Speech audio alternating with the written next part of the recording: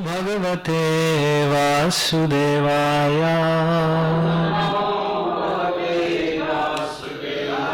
Om Namo Bhagavate Vasudevaya.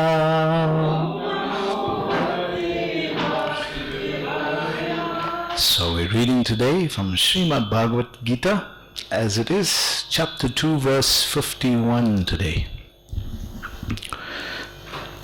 Oops. Okay. You want to clear it? There's a wheel just above the light there, if you can. Yeah. Ah, that's better. Oh, thank you. Okay. So text number 51.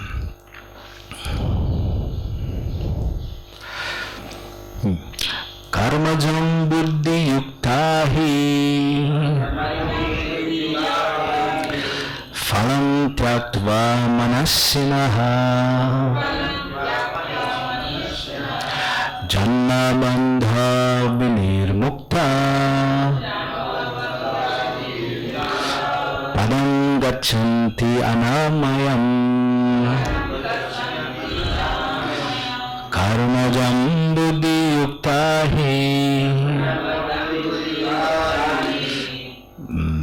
phalam tyaktvā manīṣiṇaḥ janma-bandha-vinirmuktāḥ padam gacchanty anāmayam karma-jaṁ buddhi-yuktā phalam tyaktvā manīṣiṇaḥ janma-bandha-vinirmuktāḥ padam gacchanti anāmayam.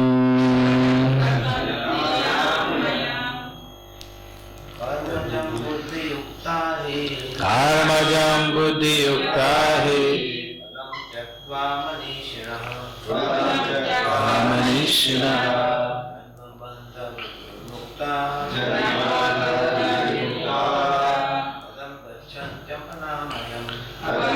gacchanti anāmayam karma-jaṁ buddhi-yuktā manīṣiṇaḥ janma-bandha-vinirmuktāḥ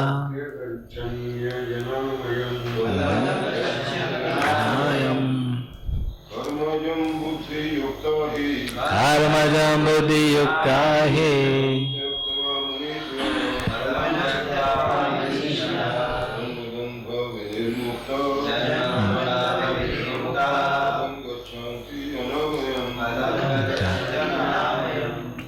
Mataji's karma-jaṁ buddhi-yuktā manīṣiṇaḥ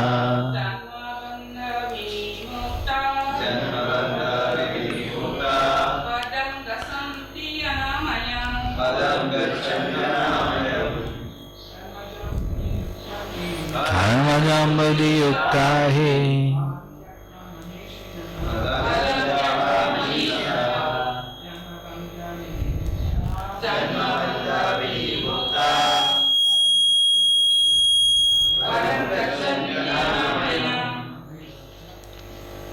All right, synonyms or word for it. Karma-jaṁ, due to fruitive activity. It's okay, I did it already. I did it already. Yeah, thank you so much. Okay. Thank you.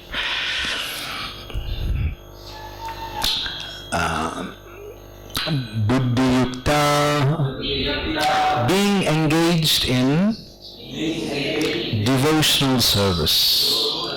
He certainly phalam, results, tyaktvā, giving up, manīṣiṇaḥ, great sages or devotees, janma-bandha, from the bondage, of birth and death. Vinirmuktāḥ, liberated. Padam, position. Gacchanty, they reach. Anāmayam, without miseries. Translation and purport by Srila Prabhupada ki Jai. Translation. By thus engaging in devotional service to the Lord, great sages or devotees free themselves from the results of work in the material world. In this way, they become free from the cycle of birth and death and attain the state beyond all miseries by going back to Godhead. So let's try and repeat the translation.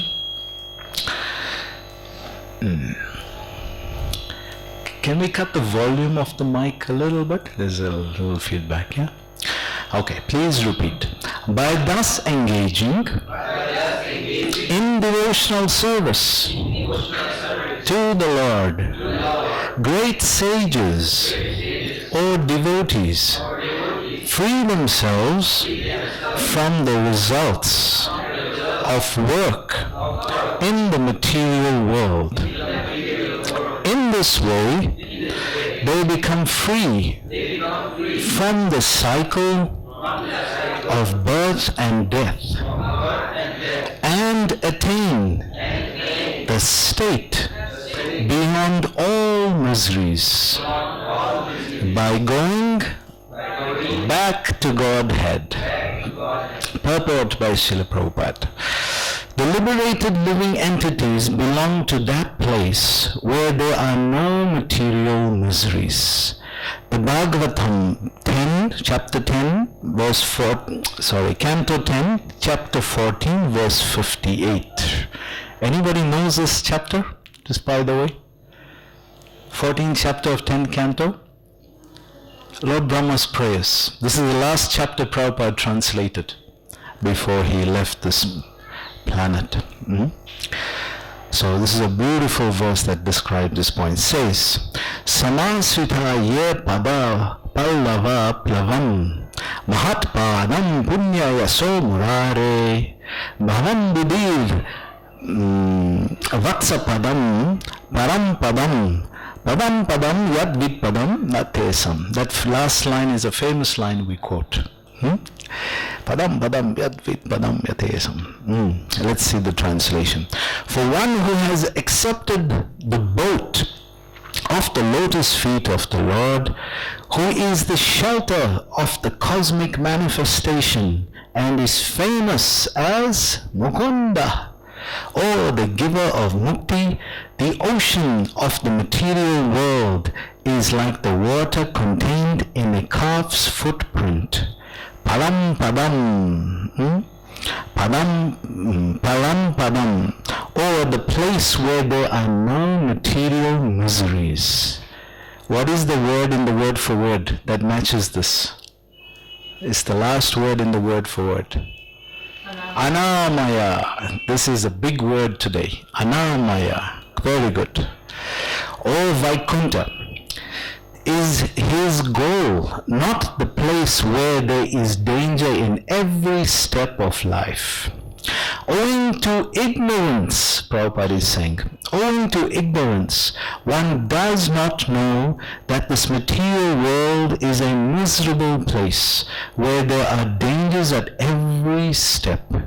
Out of ignorance only, stress, out of ignorance only, less intelligent persons try to adjust to the situation by fruitive activities, thinking that the resultant actions will make them happy.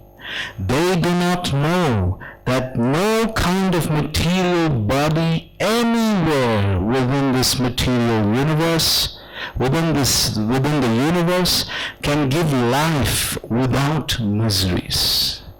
The miseries of life, namely birth, death, old age, and disease, are present everywhere within the material world. But one who understands his real constitutional position as the eternal servitor of the Lord, and thus knows the position of the personality of Godhead, engages himself in the transcendental loving service of the Lord.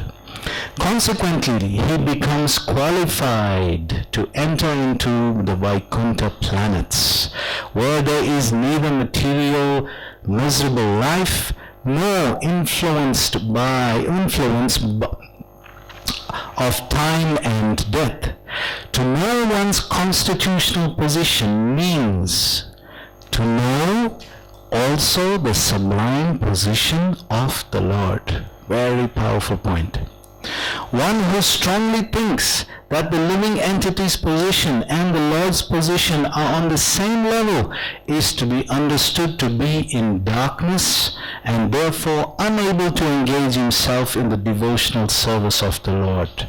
He becomes a Lord himself and thus paves the way for the repetition of birth and death.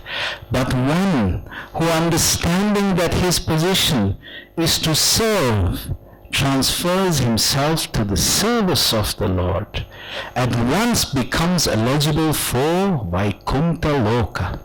Service for the cause of the Lord is called karma-yoga or buddhi-yoga, or in plain words, devotional service to the Lord. Om Ajnana-timirandasya Jnananjana Shalakaya Chakshurunmilitam Yena Tasmai Sri Guruve Namaha.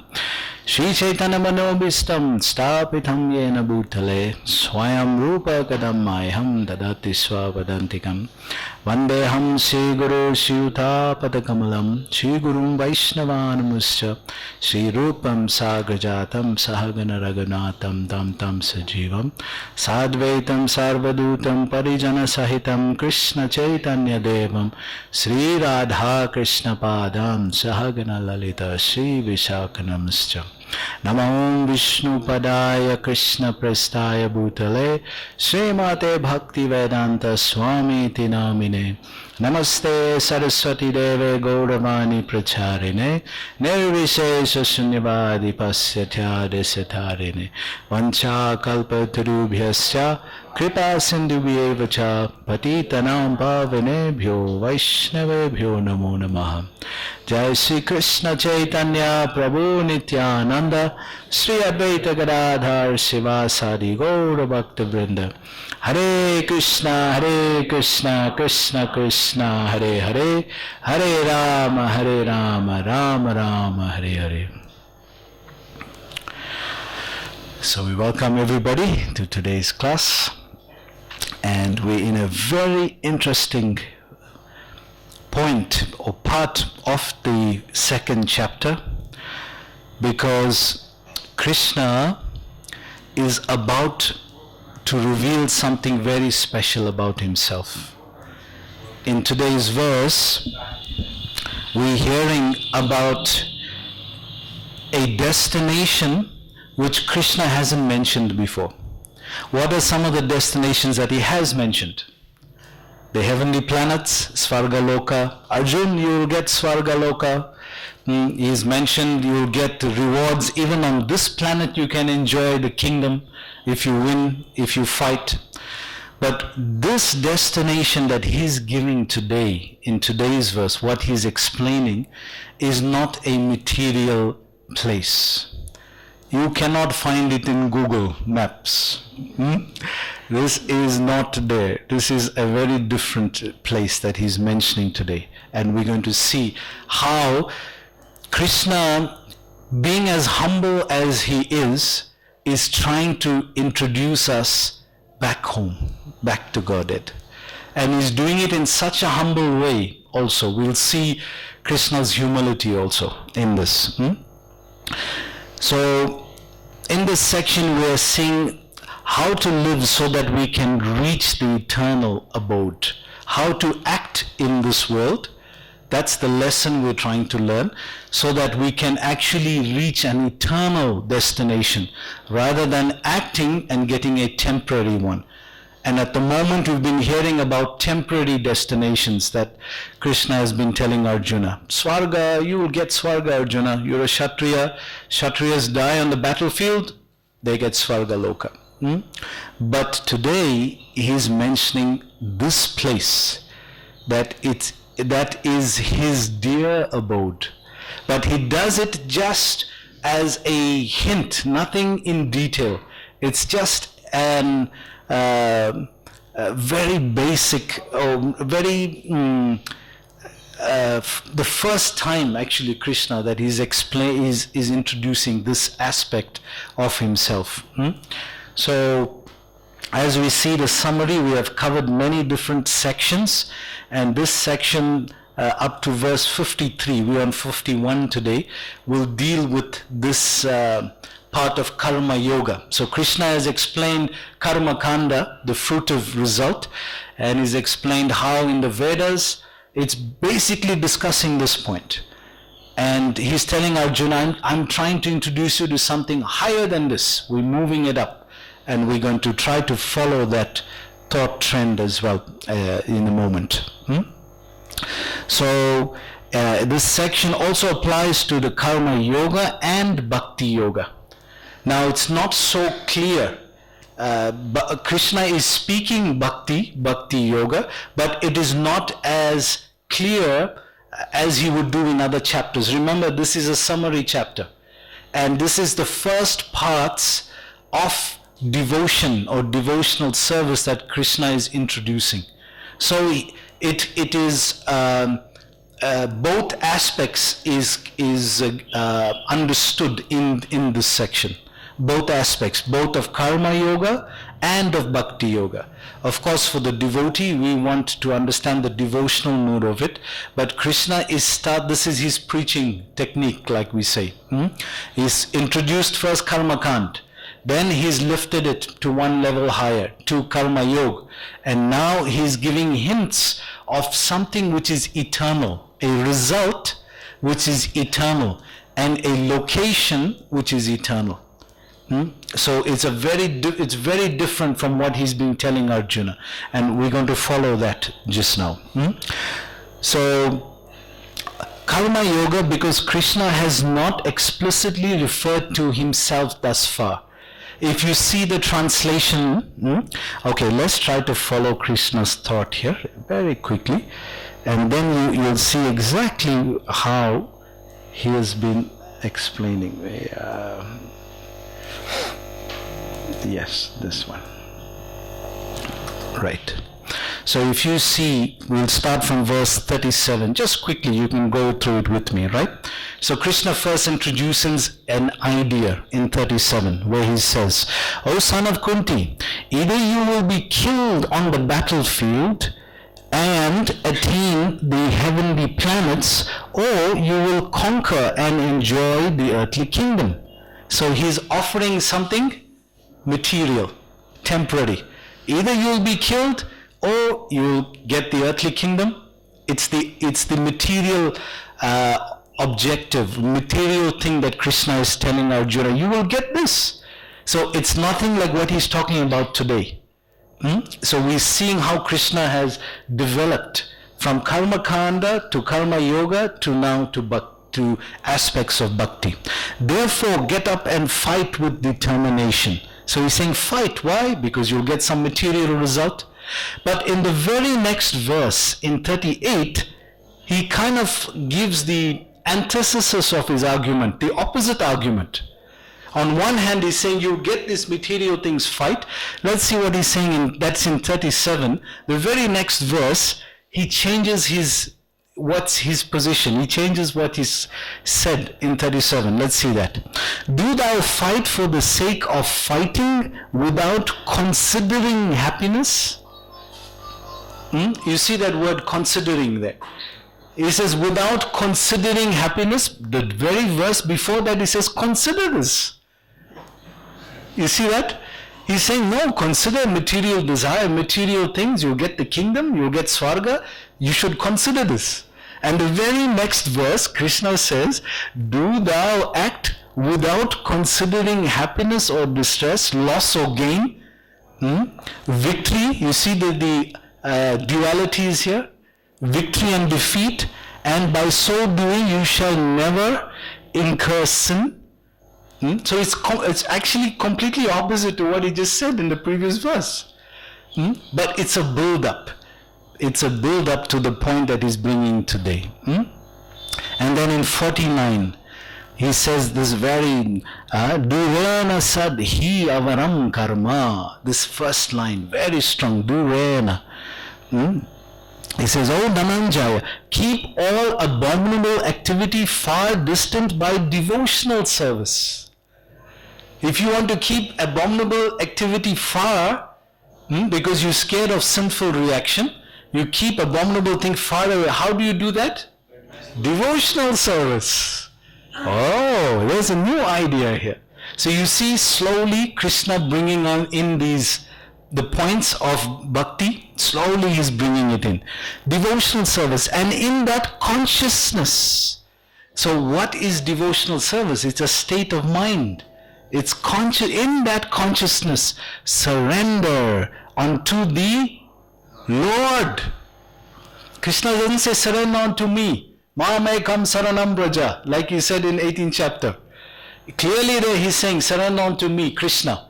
But in this verses, as he's building up, look at his humility.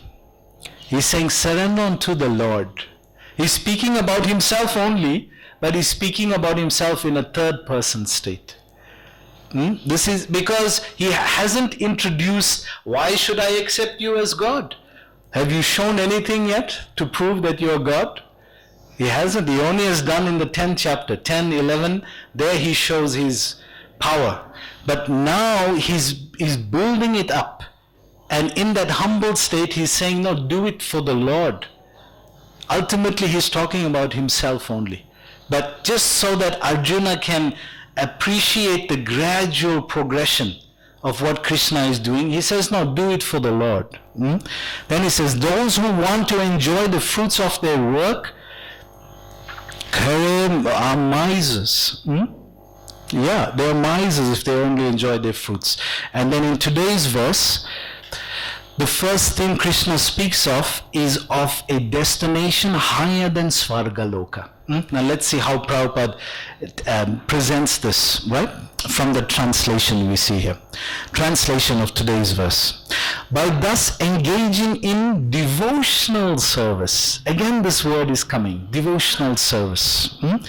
So it's a form of activity, but it's connected to the Lord now. It's not giving a temporary result. And it's a state of consciousness, like we saw in 49. So this 49 is just 2 verses away, right? Before. So he's saying in this devotional service to the Lord again, not to me, not to Krishna, like he has said, as he says later on. He's presenting himself very humbly here. To the Lord, great sages. So he's quoting authorities. Sages in that time, era, the sages of the Vedic culture were great people. They were highly respected. So he's saying, you want to follow the footsteps of great people? Sages have done this, great sages. But not only that, how does it go after that? Or devotees. Or devotees. Yeah. It's saying that these great sages, maybe you may think that their greatness is because they study the Vedas or because they know the philosophy of the science of life. But not only them, it's the devotees also. So you can see him gradually bringing in the mood of devotee, bhakti, devotional service. These concepts he hasn't spoken of before. And now Krishna is gradually bringing this in. Free themselves from the results of their work in the material world. In this way they become free from the cycle of birth and death. Arjuna, you worried about your sinful reaction? Don't worry. You will free yourself from this if you just render devotional service unto the Lord, which is directly Krishna speaking. So it's countering the sinful argument, but not in the state of, not in what he has said before, in doing your duty. Because doing your duty is one thing, but acting out of devotion, that's a whole different category now. It's a different angle that Krishna is presenting, which is very powerful, because he's just starting the Gita now, 2nd chapter, right? He's just starting the Gita. So he's dropping hints of different levels of consciousness, and he's dropping hints of bhakti, of devotional service here. And attain the state beyond all miseries. Now, what is the state that was attained prior? It was Svarga, the heavenly kingdom. And what do we know of the heavenly kingdom? Is it a permanent situation? No, it's not permanent. But this, what Krishna is introducing now, he's saying there's no miseries here. And what is the word I asked all of us to remember? Anāmayam. No miseries. Anāmayam. We'll come back to this word. And there's another nice word that is mentioned here, manīṣiṇaḥ. You heard this word, manish. Maybe somebody has this, yeah? For the intelligent one, the scholar one, or those who are very high intelligence persons. Yes, manīṣiṇaḥ. Right, but do you have a friend named Manish? Yeah, it's a common name. I've heard it many times in India, right? So who is such a person? It is one who has conquered the mind.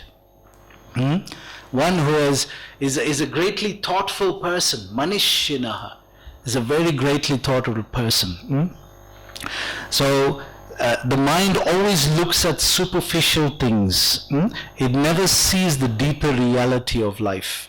So if you only live your existence according to the desires that come from your mind, then it would be fruitive.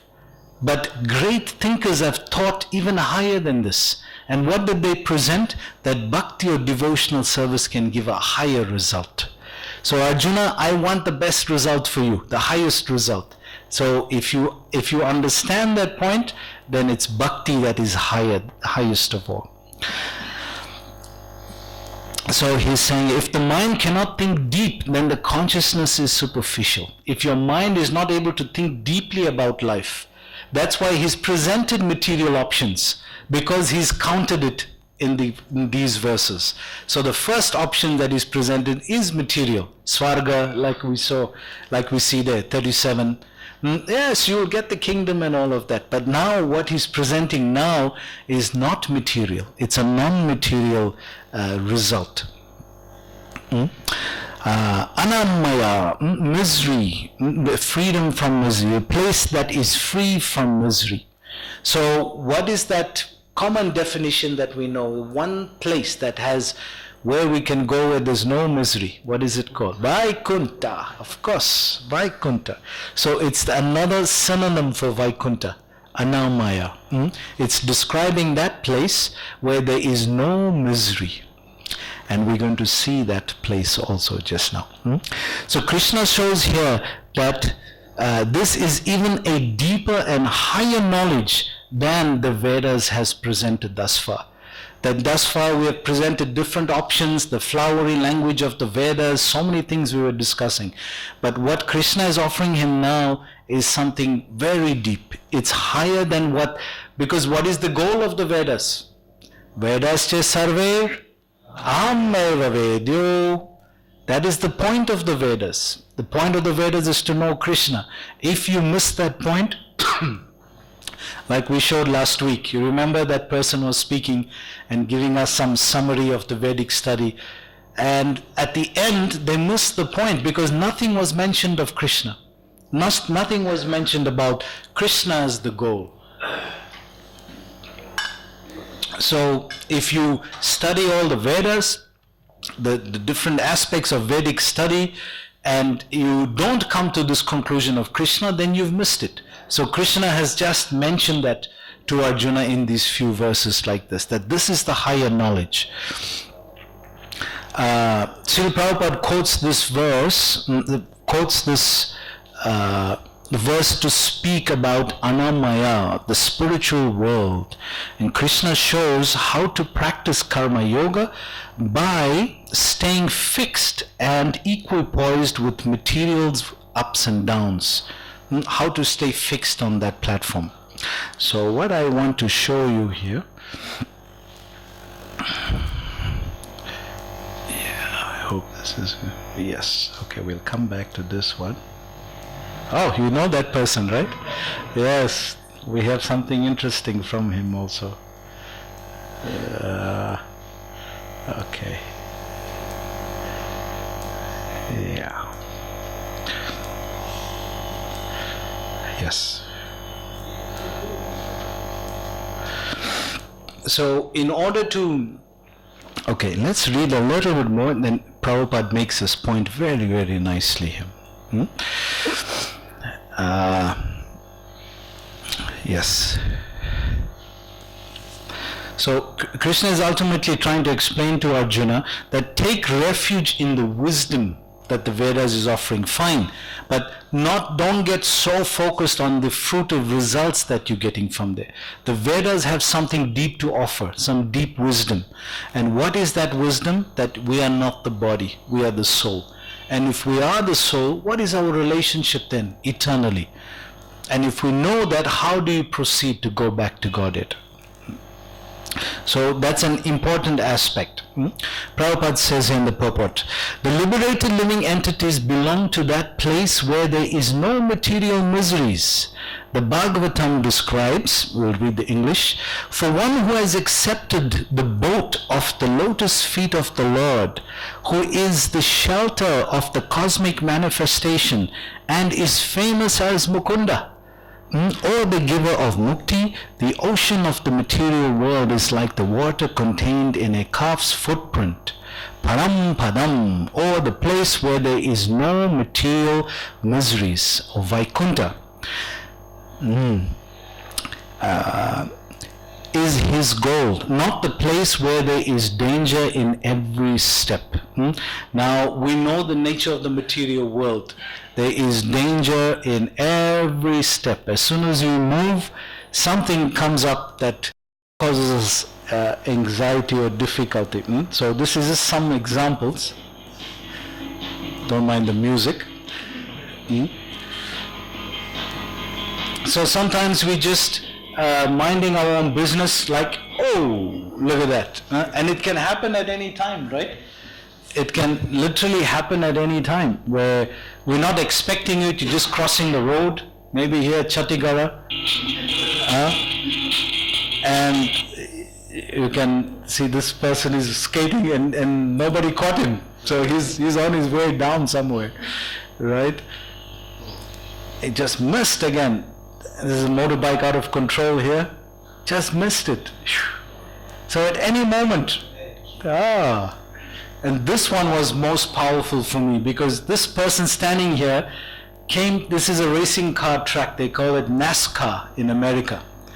And this person he came to enjoy. He paid for the ticket, he got in there, and he wants to see these cars speeding around the track.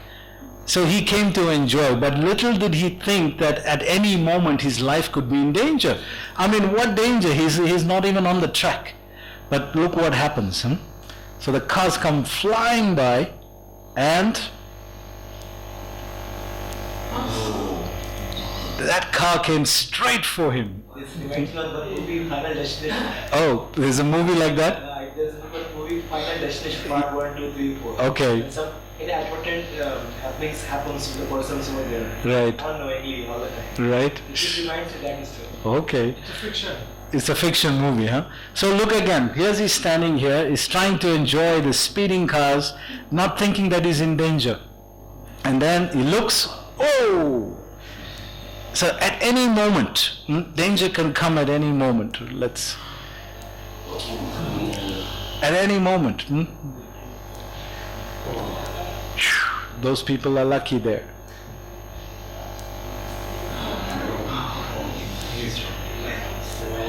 So we never know when danger will knock. Here's somebody. Yeah, they're enjoying a game of basketball, right?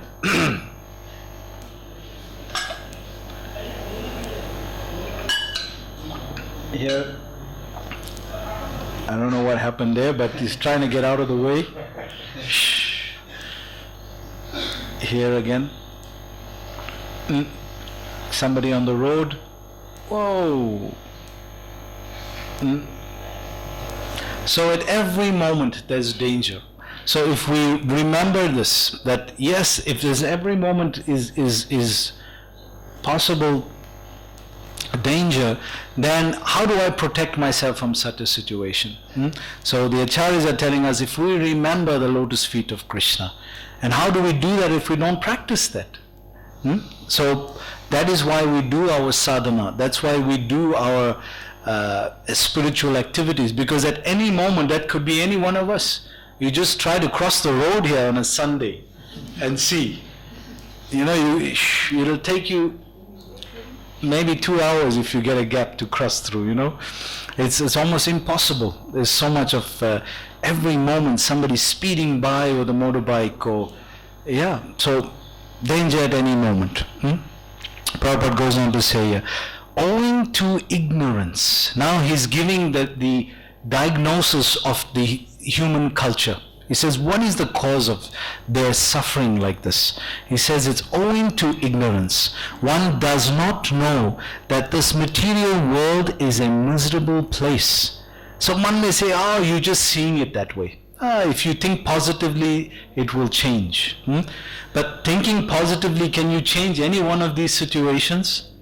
So we want to think positively, yes, we want to be positive, but we want to take shelter of spiritual positiveness, not just material positiveness. Just being positive about life is good, it's better than being negative, but it's not spiritually liberating. It's not giving, you're not drawing from a source which is not from this material world. That is Krishna, the spiritual source. If you connect to that, then you'll be able to transcend. So there are dangers at every step, we just saw that. Out of ignorance only, Prabhupada says, less intelligent persons try to adjust. Try to adjust. No, maybe I'm not doing it right. If I just do it this way. There's a beautiful story in the Light of the Bhagavatam, if you read that book, Light of the Bhagavat. Yes, it has, much of it is pictures. It's actually done in like a poetic fashion. So there's one story in there of a crane. You know a crane? Yeah? So this crane stands there on one leg. And it stands still, like it's meditating. Still it's meditating. And it tries to, on the river, it's standing in the middle of the river, and on the bottom of the river bed is small pebbles. And it's trying to weave its feet into the pebbles to get a good stance. It's trying to move its feet in, adjust. Maybe like this, and then I can stand properly. So this is a wonderful example of the same thing. We try to adjust material nature, but each time she's smarter than us. We never seem to get it right, and we always think, no, I just didn't do it right this time. If I do it this way, if I do it that way. Yes. If we had that same optimism for Krishna consciousness, can you imagine? We'll be great devotees. We'll advance very rapidly. I just didn't chant attentively today. Let me try again like this tomorrow. So if we had that same zeal, what a different level of consciousness our spiritual practice will be. So that's a nice example from the Light of the Bhagavat. Prabhupada says here, to the situation by fruitive activities. What is fruitive activities? Karma-kand. We just been through that whole section. Thinking that the resultant actions will make them happy. So you want to be happy. It's not that Krishna is denying happiness, but he's saying your result of the happiness you're seeking is a temporary one. It's Svarga, it's the material kingdom here. I am offering you a happiness which is above all of this. Param dristam nivartate, a higher taste of enjoyment. They do not know that no kind of material body whether anywhere within this material universe can give life without miseries. Any material body you have, you will have suffering. So how do you explain a demigod body? Is there suffering in the heavenly planets? Yes. What kind of suffering? There is birth and death. There is not technically birth and not technically death, but it happens. You don't have a funeral ceremony so-called there, but it's described as the garland that the demigods wear. It dries up and then they fall back to the material world. So yes, because that place is not a place of suffering, but the suffering comes by a time clock that is put on your karma, on your punya, on your pious activities. A clock is put there. As soon as that runs out, sorry Prabhu, you have to go back. So Prabhupada describes this very nicely, and would like to let's. Yes, they don't have. False ego. They have that problem, yeah? Example, Yes, true. So let's hear from Prabhupada about these different bodies and trying to enjoy in different. Is it possible? What does he say about it? No, you have got 747. You cannot. Then you have to pray. So he says, no, you have to pray. You cannot, if you are in trouble in the aeroplane, you have nice aeroplane, and then you're in trouble, what do? What can help you there? Then you have to pray. Krishna is using your heart, and if you fervently pray, he is very kind. Therefore he gives you different types of vehicles. So this vehicle Prabhupada is speaking about is different bodies, right? Brahman sarvabhutani jantaruhanima. Brahman means making him wondering in every planet, in every species of life. Sarvabhutani, all species of life. So Prabhupada mentioned that here. No matter what body you have, there is some form of difficulty, misery that you're going to experience. There are different types of birds, different types of beasts, different types of human beings. This is called vichitra, varieties. God's creation is variety. Vichitra, varieties, different varieties. So, if you want to go somewhere within this material world or beyond this material world. So that's what's been spoken about today. Beyond this material world. Can we go beyond this material world? What is there and how do we get that? Beyond this material. Parastasmatu bhavayanya bhakta-vattya sanatana. Krishna giving information that there is another material as nature, that is spiritual nature. Just like we have got this experience, although we could not go anywhere, but we see, or studying geography, there are many hundred thousands and millions of planets. Similarly, there is another nature. There are also similarly the same, not only same, is 3 times more than in this material world. So Prabhupada explained the spiritual world is 3 times more planets there than here. So how many planets here? Unlimited. So it's 3 times unlimited is? Unlimited. I don't know, what did you call 3 times unlimited? This is only God's one part of creation. It's only one part. Mama tejas amsa sambhava. This is just a fragment of my splendor. Krishna says. Ikamashena sthitogata. Atava bahunantena kinyatena tavarjuna. Vishtabha aham idam krishnam ekamashena sthitogata. So Prabhupada has explained about the spiritual world. There's another existence which is not material, and it's a higher realm, a higher level of consciousness, a higher state of existence. Then he says here, the miseries of life, namely birth, death, old age and disease, are present everywhere within the material world. But one who understands his real constitutional position, the eternal servitor of the Lord. Again, Krishna's name is not mentioned here. It's generic. It's the Lord. Our Lord who art in heaven. Lord.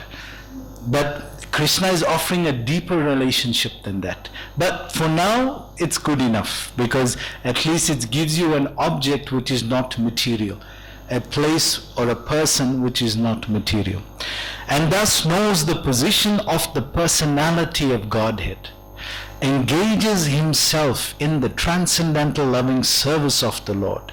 Consequently, he becomes qualified. He becomes qualified, which means he's earned something. He's earned something, he's earned a qualification, just like you have a degree. You are qualified in that field, whatever it is.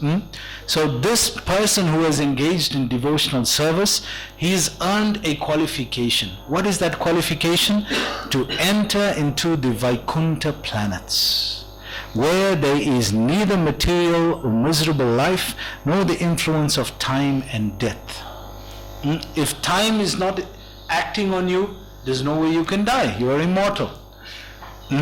There's no way. Actually, Hiranyakashipu, he was not so, he should have just told Brahma, just make me, just make me so that I am not influenced by time. And what could Brahma could have done then? Nothing. He was completely immortal. Nothing could affect him then. But this is the nature of asuras, you see. The devotees have to tell them how to be. Prabhupada goes on. To know one's constitutional position means to know also the sublime position of the Lord. To know who you are means to also know who Krishna is. Because there's a relationship. It's a mutual revelation. As you are developing in your consciousness towards understanding Krishna, he's revealing himself also to you and your who you are in the spiritual world. One who wrongly thinks that the living entity's position and the Lord's position are on the same level. So if there's no purport where Prabhupada doesn't clarify the Mayavadi misconception, it's not complete. So clearly he's saying here, yes, there's the Lord and there's the devotee. If you misunderstand that both are one, that is not correct at all. The same level to be understood in the darkness, and therefore unable to engage himself in the devotional service. Why would you want to serve? If you are one with God, what is the need to serve? If God and I are one, then why do I need to serve him? I am God. I am God, so why do I need to serve somebody else then? Or something else? I am also God. But devotional service gives that opportunity for loving exchanges to be experienced. So it's a very special form of yoga. He becomes a Lord himself and thus paves the way for the repetition of birth and death. But one who understands, who is understanding that this position is to serve, transfers himself to the service of the Lord, at once becomes eligible for Vaikuntha.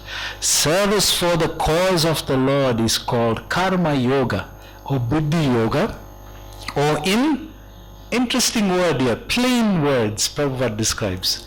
In plain words, devotional service. So, just to make it simplified, just call it devotional service. If you're connecting it to Krishna, just call it that. So let's see this. Now I wanted to also, you saw Dinabandhu Prabhu there. So he was explaining a very nice point that is relevant to us here in Vrindavan. Because we hear the point that this Vrindavan is non-different from that Vrindavan. And some devotees who are a little bit very clever up there, they think, well, why go there then? I'll just stay here. I have everything here, and why do I need to go there? So Prabhu explains this very, very nicely. Let's try to hear from him on this point. Yeah. I wouldn't say replica, Prabhupada said it's no different. So they were asking him, is Vrindavan there a replica of the spiritual world Vrindavan? So so Dinabandhu Prabhu says, no, I wouldn't say it's a What you see, I wouldn't say replica, Prabhupada said it's no different. Prabhupada described it as non-different. So what does this mean? Let's hear. What you see with your eyes is not the real Vrindavan. But you have the eyes smeared with love, then you'll be able to see that this Vrindavan is not different from the village. So the qualification is eyes tinged with love. Premanjana, charita bhakti vilochanena. We have Bhagavad-Gita talks about Kumar. After he achieved Golok, he wanders back and forth, and he can't tell the difference between that place and this place. Can you imagine that? Gop Kumar describes how that he goes to Golok Vrindavan and he comes back to this Vrindavan and he can't tell the difference between the both. So can you imagine his state of consciousness? Because the love is so strong, he's experiencing both. So we saw the Prabhupada. This is interesting. Anybody knows what this is? This is a yantra of Golok Vrindavan. It's a replica yantra of Golok Vrindavan. If you want to try to, because there are different yantras. So I found this one, it was quite interesting. It was a yantra of Vrindavan Dham, Golok Vrindavan. So we saw that. We want to go to Vrindavan. So now we're going to take you on a last journey from this world to Golok Vrindavan. Let's see what we will experience on the way.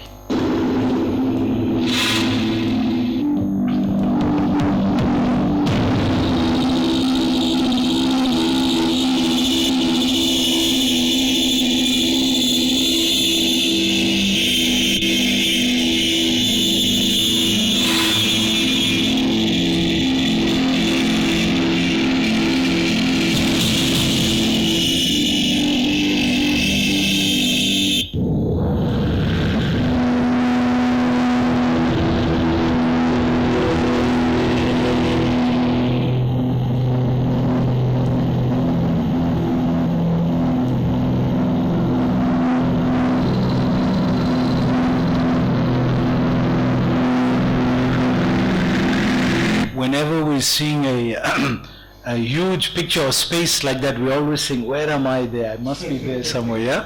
We're always looking for where we are there. We're never looking for where's Goloka or Krishna. I must be, maybe I'm on that planet there, you know?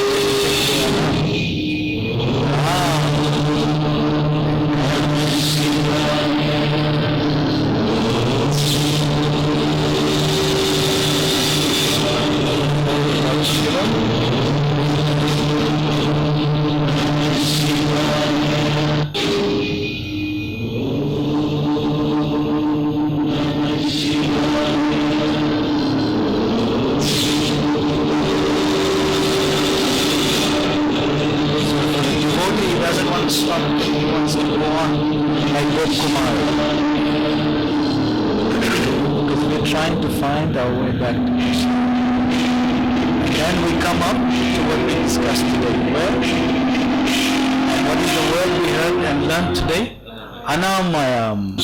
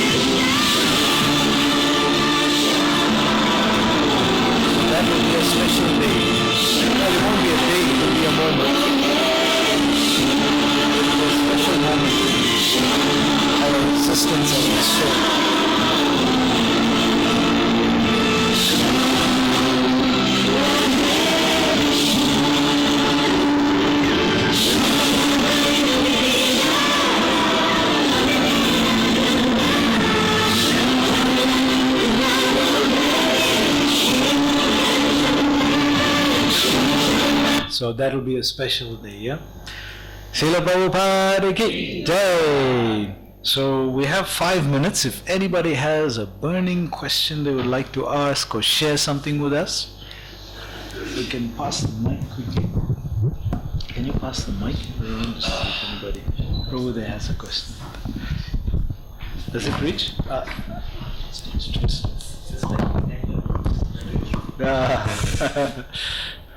Chant and keep it. Chant and get it opened up, huh? Okay, got it? Thank you. It's just a comment that I think that Hiranyakashipu, he did ask Lord Brahma for immortality or eternality or deathlessness. Right. And Brahma just replied, he can't give it because he doesn't have it himself. So he tried to figure out a trickier way to get his boon. Yeah.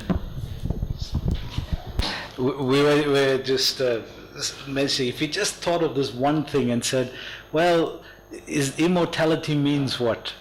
Like Prabhupada has mentioned, it means time and death. So to be immortal means to be beyond time and death. So yeah, he tried his best, but he could have just said, can you make me beyond time? Anyway, thank you for that. Yes. Anybody else? I'd like to. Yes. In the spiritual world. Yeah. Sit on. Yeah. Right. In the spiritual world, how does day and night work? Very good question. Is there like, do devotees in the spiritual world, do they take rest or do they like sleep or, how does that work? Yeah, it's a very interesting thing what happens there, because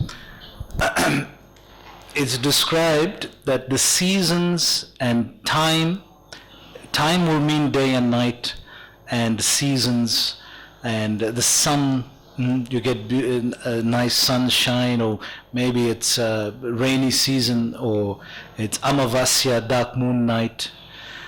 These are just aspects to enhance the pastimes.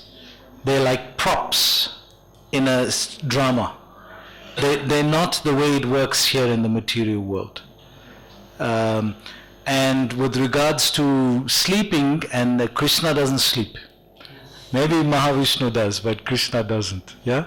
So he pretends to do so, and Mother Yashoda puts him to rest, and then he's up and he's gone for Ras Leela or different pastimes at night, and then he comes back early parts of the morning. This is just like a basic, because it's actually a very deep theme or discussion, this. But in basic, if you can catch this point, that everything facilitates Krishna's pastimes there.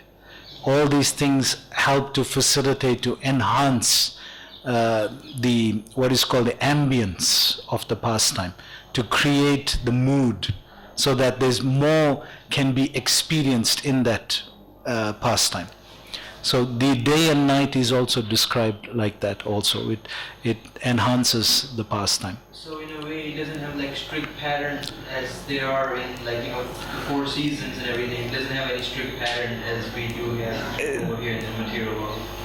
Doesn't seem to be. It seems to be because Krishna arranges his pastimes in the morning. There's the yoga pit, which is there in Vrindavan.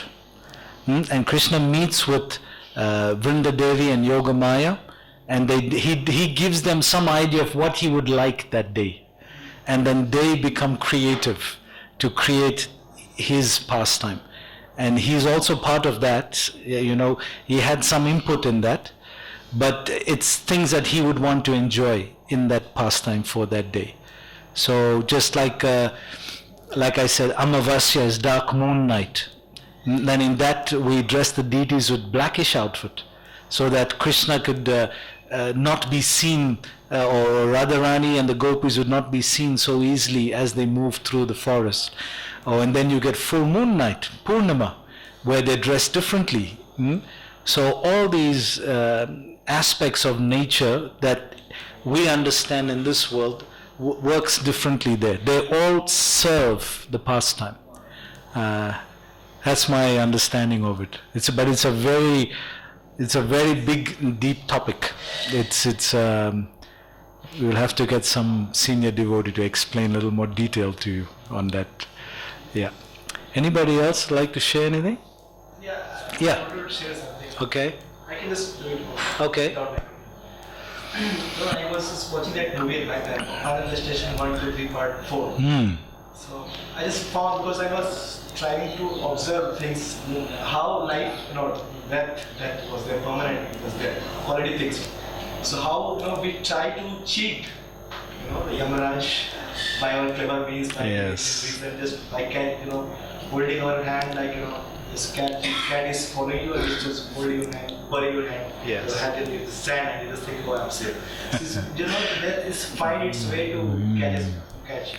So I just observed in that movie, in all parts, I observed how come all those people would escape somehow. They escaped from this air crash, something, and they, slowly, some coincidences happen, and each one, get into this mouth of death, by some coincidence or other. Right. So I just noticed, after watching that slides, I recollect all those incidences, how people died there. Yeah. So each one is thinking that I'm safe, I'm enjoying it, life is so easy, but each one, At any moment. But there's one, the devotee is actually really free from death, and the example of that is Dhruva Maharaj.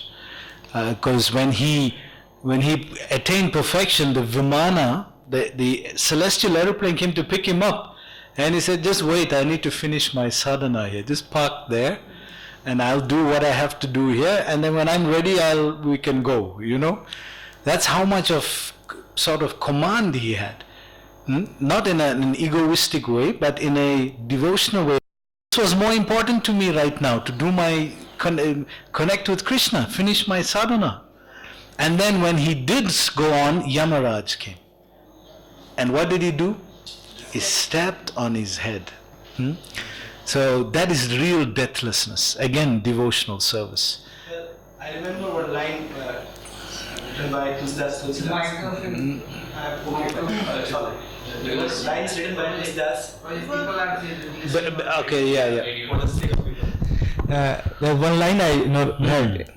अस्थि चर्म में देह में तामे ऐसी प्रीत ऐसी जो श्री राम में हो न तो भवभीत. I mean this love for devotee, this devotional service, or this cultivating this Krishna consciousness thought in your mind, right. It just makes you fearless, abhay charanam. Yes. It's liberated you from this material fear and all. Yes. So once you have this consciousness, this God's feeling in your heart, it just simply liberates you, makes you fearless. So, that's why Krishna said, Aham tam sarva pagu mokshayasami masuchaha. Don't be afraid. He started with this asochanam vasochastam. This socha, this aspect of being fearful. That and then he ends with that, masochaha. Don't be fearful. So it's an aspect of conditioned state of life to be fearful. So, but a devotee, because he's practicing to transcend the conditioned state, he's becoming more and more freed from fear until he's abhay charana, completely fearless at the lotus feet of Krishna. Why? Because he's taking shelter there, like we read that verse Prabhupada quoted from the 10th canto. So if we constantly continue to do this, we may not be completely fearless right now, but if we carry on with the sadhana, more confidence will come, more strength will come, devotional strength. And in that way, we'll be able to face any difficulty, any obstacle, anything that comes our way. Because we're taking shelter, we're rooted in the right place. We're rooted in the right place. Okay, anybody else last minute, anything? Yeah?